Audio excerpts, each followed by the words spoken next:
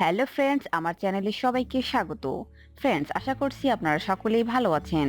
Friends, আজকে আমি আপনাদেরকে এমন একটি গাছের পরিচিতি দেখাবো যার পরিচিতি শুনলে আসলে আপনারা অবাক হয়ে যাবেন।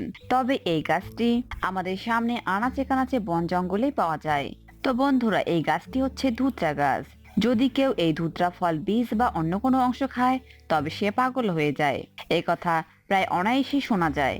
পথে ঘাটে সর্বরোগের মহা ওষুধ, ফেরি করে বেড়ানো ক্যানভাসার, গ্রামের হাতুড়ে ডাক্তার কিংবা কবিরাজ ধুতরাকে বিষ ফল বলে প্রচার করে। কথাটি একেবারে মিথ্যা নয়। তবে ধুতরার রস খেলে মানুষের মস্তিষ্কের বিকাশ এবং এর বিভিন্ন রাসায়নিক উপাদান মস্তিষ্কে বিরূপ প্রভাব ফেলে। ফলে অল্প পরিমাণ ধুতরার রস খেলেও চোখে আবছা দেখা যায়। এছাড়া বুদ্ধি লোপ পায়, আর বেশি পরিমাণে খেলে যে কোনো মানুষ অন্ধ এবং পাগল হয়ে যাওয়ার আশঙ্কা থাকে। কিন্তু এর নিয়ন্ত্রিত ব্যবহারে স্নায়বিক, মানসিক, চর্মরোগ এবং বাতের ব্যথার বেশ কার্যকর হয়। ধুতরার ভেষজ ব্যবহার: ১. হাঁপানি রোগের কৃষ্ণধুতরা শুকনা পাতা এবং বাসক পাতায় জড়িয়ে সিগারেটের মতো আগুন দিয়ে টানলে হাঁপানি কষ্ট কমে যায়। ২. শ্বাসকষ্ট: ধুতরা গাছের পাতা, মূল, ফুল, ফল সিদ্ধ করে তার দ্বারা বুকে সেক দিন, তাহলে শ্বাসকষ্টটা অনেকটাই কমে যাবে। ৩.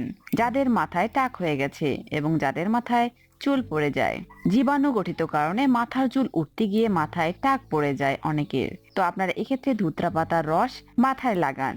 একদিন এক পাশে লাগান এবং পরদিন অপর পাশে লাগান, এবং এটি একদিন অন্তর অন্তর ব্যবহার করুন। দেখবেন আপনার মাথায় নতুন চুল গজাবে।